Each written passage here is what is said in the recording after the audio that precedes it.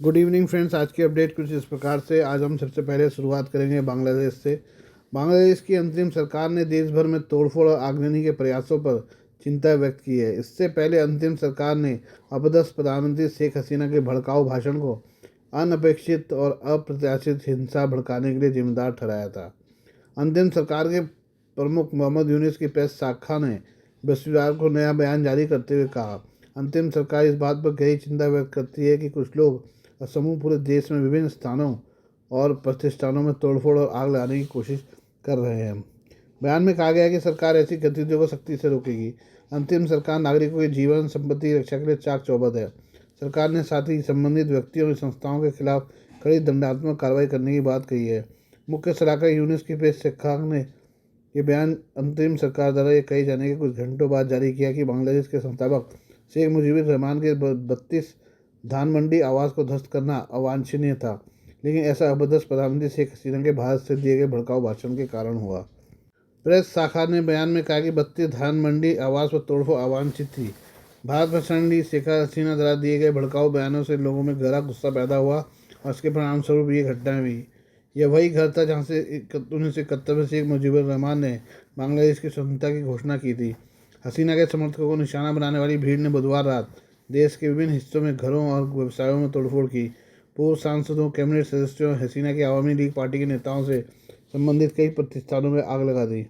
ढाका में एक खुफिया अधिकारी ने एसोसिएटेड प्रेस को बताया कि रहमान के घर में तोड़फोड़ आगजनी के बाद बुधवार से बांग्लादेश में करीब 70 हमलों की खबरें हैं। देश के प्रमुख अंग्रेजी भाषा डेली स्टार ने शुक्रवार को बताया कि हसीना के समर्थकों को निशाना बनाकर हिंसा की घटनाएं कम से कम 20 जिलों में हुई। ढाका में चैनल 24 टीवी स्टेशन ने देश भर में कम से कम 35 जिलों में हिंसा की सूचना दी है। स्टेशन ने कहा है कि हसीना की पार्टी के एक वरिष्ठ राजनेता और बांग्लादेश के पूर्व राष्ट्रपति अब्दुल हामिद का गांव भी घर भी निशाने पर था। ये हम बात करें अमेरिका में अवैध प्रवासियों की। अमेरिका अवैध प्रवासियों को निर्वासित कर रहा है। बुधवार को 104 भारतीय भी अमेरिकी सैन्य विमान से भारत पहुंचे। अमेरिका में अवैध तरीके से पहुंचने के लिए प्रवासियों को कई देशों से होकर गुजरना पड़ता है, जिसमें खतरनाक डेरियन गैप भी शामिल है, जो एक विशाल सड़क रहित जंगल है। इसमें जान जाने का भी जोखिम होता है। डेरियन गैप कोलंबिया और पनामा की सीमाओं के बीच घने वर्षावन, दलदल और पहाड़ों तक 97 किलोमीटर लंबा क्षेत्र है। ये पैन अमेरिकन हाईवे का एकमात्र विराम है, जो अलास्का से अर्जेंटीना तक फैली सड़क प्रणाली है। इस क्षेत्र के दुर्गम भूभाग, कठोर जलवायु और बुनियादी ढांचे की कमी के कारण इस लंबे समय से नजरअंदाज किया जाता रहा है, लेकिन अमेरिका पहुंचने के लिए कई प्रवासी इस रास्ते का इस्तेमाल करते आ रहे हैं। खासकर दक्षिण अमेरिका से अमेरिका जाने वाले लोग इस रास्ते का इस्तेमाल करते हैं। डेरियन गैप को पार करने वालों की खड़ी पहाड़ियों, कीचड़ भरे दलदली इलाकों, तेज बहती नदियों और खतरनाक वन्य जीवों का सामना करना पड़ता है। इस जंगल में जहरीले सांप, जैगुआर और घातक कीड़े पाए जाते हैं। हालांकि सबसे बड़ा खतरा आपराधिक संगठनों से होता है, जो इस मार्ग को नियंत्रित करते हैं। तस्करी नेटवर्क, ड्रग कार्टेल और सशस्त्र समूह पैसे की मांग करते हैं, प्रवासियों को लूटते हैं या उनके साथ हिंसा करते हैं। अमेरिका पहुंचने के लिए इस्तेमाल किए जाने वाले इस खतरनाक रास्ते को डेथ रूट भी कहा जाता है।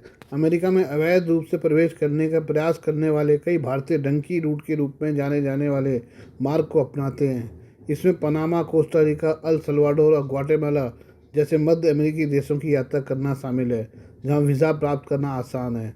वहां से वे मैक्सिको जाते हैं और फिर अक्सर क्योट्स मानव तस्करों की मदद से अमेरिका में प्रवेश करने का प्रयास करते हैं, जो खतरनाक क्रॉसिंग के लिए हज़ारों डॉलर लेते हैं। रिपोर्ट के मुताबिक सख्त वीज़ा नियमों के कारण अमेरिका के लिए सीधे हवाई मार्ग कठिन होने से यह तरीका तेजी से पॉपुलर हो रहा है।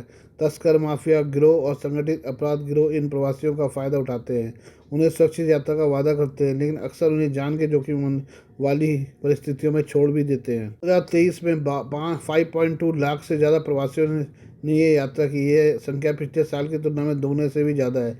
रिपोर्ट में रॉयटर्स के हवाले से बताया गया कि 2024 तक यह संख्या 3 लाख से ज़्यादा हो चुकी थी। हालांकि परिवर्तन प्रयासों में वृद्धि के कारण संख्या में थोड़ी गिरावट आई है। एक दशक पहले हर साल केवल कुछ हज़ार लोग ही इस क्रॉसिंग को पार करने का प्रयास करते थे। आज ये एक उच्च जोखिम वाला प्रवास मार्ग बन गया है, जिसमें Venezuela, Haiti, Ecuador, Bangladesh, Pakistan और भारत के लोग इस खतरनाक रास्ते गुजरते हैं। ये यात्रा 7 से 15 दिनों तक चलती है। प्रवासियों को भोजन और पानी की कमी, बीमारी और बड़े पैमाने पर अपराध का सामना करना पड़ता है। कई लोग बच नहीं पाते, डेरियन गैप में 2015 से 2022 के बीच 312 प्रवासियों की मौत या लापता होने की सूचना मिली। 2021 से 2023 के बीच 229 और मौतें हुई। अकेले 2023 में MSF मेडिसिन सैन फ्रंटियर्स, जिसे डॉक्टर्स विदाउट बॉर्डर्स के रूप में भी जाना जाता है, ने 676 यौन उत्पीड़न पीड़ितों का इलाज किया, जिसमें 2024 की शुरुआत में 233 मामले दर्ज किए गए। भीड़भाड़ वाले आश्रय स्थलों में भोजन, पानी और चिकित्सा सहायता जैसी आवश्यक चीज़ों का अभाव होता है, जिसके कारण कई प्रवासी फंस जाते हैं। अक्सर तस्करों की ओर से फैलाई गई सोशल मीडिया की गलत सूचना सीमा पार करने की घटनाओं को बढ़ावा देती है। आइए बात करते हैं भारतीय मूल के वकील काश पटेल की। भारतीय मूल के पूर्व वकील काश पटेल को अमेरिकी राष्ट्रपति डोनाल्ड ट्रंप ने FBI का नेतृत्व करने के लिए चुना है, लेकिन इसकी पुष्टि होने में देरी हो रही है। FBI निदेशक के रूप में काश पटेल के नामांकन को आगे बढ़ाने के लिए सीनेट की न्यायिक समिति की ओर से मतदान गुरुवार को स्थगित कर दिया गया। ऐसा डेमोक्रेट्स की आपत्ति के कारण किया गया। इस कदम के कारण समिति को पटेल के नामांकन पर मतदान करने से पहले एक सप्ताह के लिए रुकना पड़ेगा। हालांकि देरी से पटेल की अंतिम रूप से पुष्टि होने की संभावनाओं पर कोई असर नहीं पड़ेगा। फर्स्ट पोस्ट की रिपोर्ट के मुताबिक यह घटना इस सप्ताह शत्रुओं की सूची विवाद में उभरने के बाद हुई। पटेल के संबंध में यह दूसरी ऐसी सूची है। डेमोक्रेट्स ने गुरुवार को पटेल पर आरोप लगाया कि वो ट्रंप को उन लोगों से बदला लेने में मदद कर रहे हैं जिन्होंने उन पर और उनके कथित दुश्मनों पर मुकदमा चलाया था। इस सप्ताह FBI को उन एजेंटों के नाम उजागर करने का आदेश दिया गया जिन्होंने 6 जनवरी के विद्रोह के मामलों पर काम किया था, जिसके कारण ट्रंप पर दूसरी बार महाभियोग चलाया गया और उन पर अभियोग लगाया गया। कार्यवाहक अटॉर्नी जनरल ने 31 जनवरी को FBI के 8 शीर्ष अधिकारियों को बर्खास्त कर दिया और मामले पर काम करने वाले वाशिंगटन के जांचकर्ताओं के बारे में जानकारी मांगी। शीर्ष अधिकारियों के इनकार के बाद अटॉर्नी जनरल ने 6 जनवरी के मामलों पर काम करने वाले सभी FBI कर्मचारियों के नाम मांगे हैं। FBI ने मंगलवार को यह सूची उपलब्ध कराई है, लेकिन इसमें कर्मचारियों को नामों के बजाय उनकी कर्मचारी संख्या के आधार पर सूचीबद्ध किया गया था। FBI कर्मचारियों ने इन मामलों पर काम करने वाले एजेंटों की पहचान की सुरक्षा के लिए संघीय अदालत में 2 मुकदमे दायर किए। उनका कहना है कि जांच में 6000 एजेंटों ने भाग लिया था।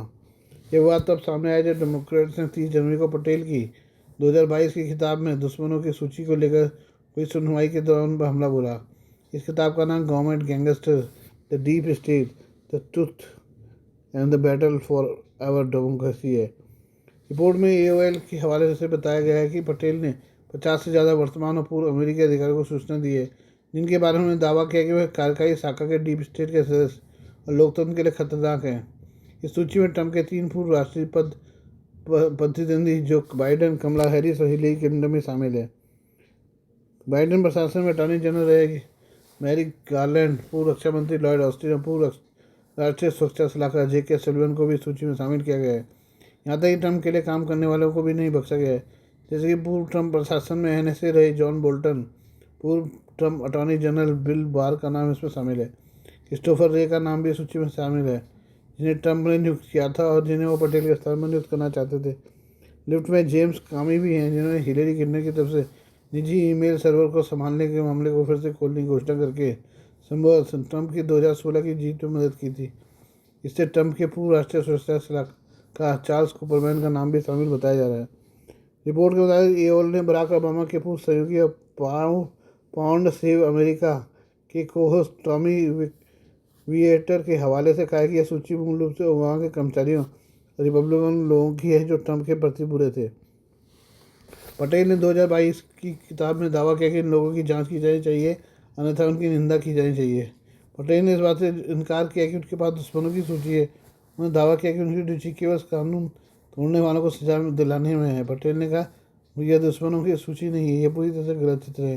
उन्होंने दावा किया कि यह किताब में ग्लॉसरी प्रारंभिक शब्दावली थी। आइए हम बात करें ट्रंप प्रशासन की। ट्रंप प्रशासन ने अंतर्राष्ट्रीय विकास के संयुक्त राज्य अमेरिका एजेंसी USAID में बड़े स्तर पर छंटनी की योजना बनाई है। राष्ट्रपति डोनाल्ड ट्रंप की सरकार ने फैसला लिया है कि इस एजेंसी के 10,000 से ज़्यादा कर्मचारियों में से केवल 294 लोगों की नौकरी रहेगी। जानकारी के मुताबिक सिर्फ अफ्रीका और एशिया ब्यूरो में बेहद ही कम कर्मचारी बचेंगे। राइटर्स की रिपोर्ट के अनुसार इस फैसले के बाद अफ्रीका ब्यूरो में सिर्फ 12 लोग और एशिया ब्यूरो में सिर्फ 8 कर्मचारी रह जाएंगे। यह योजना एलन मस्क के नेतृत्व में सरकार के पुनर्गठन कार्यक्रम का हिस्सा है।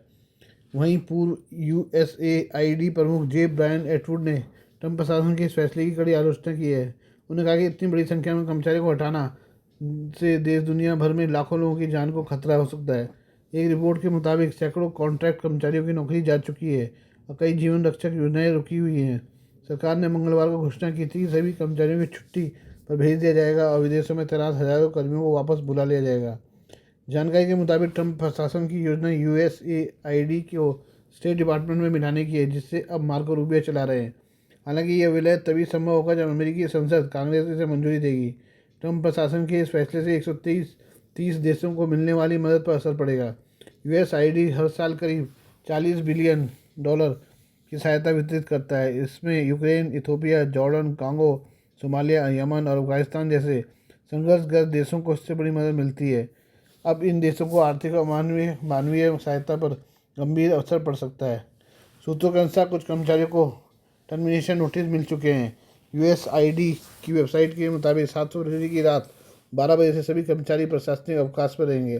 सिर्फ कुछ गिने चुने लोग ही अपने पदों पर बने रहेंगे। ये अब हम एक बीमारी के बारे में बात करें जिसका नाम है गुइलेन बेरे सिंड्रोम। पुणे में फैला गुइलेन बेरे सिंड्रोम रोग अब मुंबई तक पहुंच गया है। जीबीएस रोग से संक्रमित पहला मरीज मुंबई में पाया गया है। मुंबई के अंधेरी ईस्ट इलाके में एक महिला जीबीएस से संक्रमित पाई गई है। उनका इलाज मुंबई के 7 हिल्स अस्पताल में चल रहा है। मुंबई में जीबीएस का एक मरीज मिलने से मुंबई नगर निगम प्रशासन की परेशानी बढ़ गई है। प्राप्त जानकारी के अनुसार संक्रमित मरीज जिस क्षेत्र में रहता है वहाँ के लोगों के स्वास्थ्य की भी जांच की जा रही है। इसके अलावा एक उपाय के रूप में अब अंधेरी के अलग अलग क्षेत्रों के पानी का टेस्ट किया जाएगा। अंधेरी ईस्ट के स्थानीय विधायक मुरजी पटेल संबंधित क्षेत्र का निरीक्षण कर रहे हैं। वे इस बात की जांच कर रहे हैं कि संबंधित क्षेत्र में जल निकासी की व्यवस्था कैसी है। 7 हिल अस्पताल में 50 बेड और एक ICU ward reserve. Murji Patel ने इस पर प्रतिक्रिया दी है। मुरजी पटेल ने कहा कि मुंबई के अंधेरी में जीबीएस से संक्रमित एक मरीज पाया गया। मुझे कल शाम को इसकी जानकारी मिली। हम तुरंत 7 हिल्स अस्पताल पहुंचे। हमने वहां डॉक्टरों से बात की। डॉक्टरों ने कहा कि मरीज की हालत स्थिर है। जीबीएस बीमारी को देखते हुए 7 हिल अस्पताल में 50 बेड और एक आईसीयू वार्ड रिजर्व किया गया है। प्रभावित मरीजों का इलाज पूरी तरह से महात्मा फुले स्वास्थ्य योजना के तहत किया जाएगा। मैंने मुंबई महानगर पालिका के अधिकारियों और डॉक्टरों से बात की है। जीबीएस यानी गुइलेन बेरे सिंड्रोम एक अत्यंत दुर्लभ रोग है, लेकिन पुणे में इस बीमारी के मरीजों की संख्या में अचानक वृद्धि हुई है। दिलचस्प बात यह है कि केंद्रीय स्वास्थ्य एवं परिवार कल्याण मंत्रालय ने इस बीमारी पर नियंत्रण पाने के लिए एक उच्च स्तरीय टीम पुणे भेजी थी। पुणे नगर निगम भी युद्ध स्तर पर स्थिति को नियंत्रण में लाने का प्रयास कर रहा है, लेकिन फिर भी ये बीमारी पुणे में फैलती नजर आ रही है। अब तक पुणे में 170 से अधिक संदिग्ध जीबीएस मरीज पाए गए हैं। इनमें से 140 मरीजों का जीबीएस के लिए इलाज किया गया है। परिणामस्वरूप 72 मरीज ठीक होकर घर लौट चुके हैं। उन्हें अस्पताल से छुट्टी दे दी गई है। 55 मरीज आईसीयू में भर्ती हैं। 21 मरीज वेंटिलेटर पर हैं। इस बीमारी से 6 लोगों की मौत हो चुकी है। गुइलेन बेरे सिंड्रोम एक दुर्लभ बीमारी मानी जाती है। इस रोग में रोगी की प्रतिरक्षा प्रणाली उसके अपने शरीर पर ही हमला करती है। यह रोग इतना दुर्लभ है कि 78,000 लोगों में से केवल एक ही से संक्रमित होता है। कहा जाता है कि ये बीमारी दूषित पानी और वायरल संक्रमण के कारण भी होती है। जीका वायरस, चिकनगुनिया से संक्रमित होने, टीकाकरण के बाद, सर्जरी के बाद या चोट लगने के बाद इस रोग के होने की संभावना रहती है। इस रोग से संक्रमित होने पर रोगी को थकान महसूस होती है। मरीज के हाथ पैरों में झुंझुनी होती है। दिलचस्प बात यह है कि दर्द पैरों से शुरू होता है और फिर पैरों से हाथों और फिर चेहरे तक फैल जाता है। कुछ मरीजों को पीठ की दर्द भी समस्या होती है। इस रोग के कारण रोगी को स्ट्रोक भी हो सकता है। इस रोग के कारण मांसपेशियां कमज़ोर हो जाती हैं। इससे सांस लेने में भी कठिनाई होती है। भोजन या पानी निगलने में भी कठिनाई होने की संभावना है। विश्व स्वास्थ्य संगठन के अनुसार किसी भी उम्र में पुरुषों को यह बीमारी हो सकती है। पुरुषों में इस रोग से संक्रमित होने की संभावना अधिक होती है। यह दावा किया गया है कि प्रभावित मरीजों में पुरुषों की संख्या अधिक है। Please do like, share and subscribe this channel of mine, news, views and analysis by Prakash.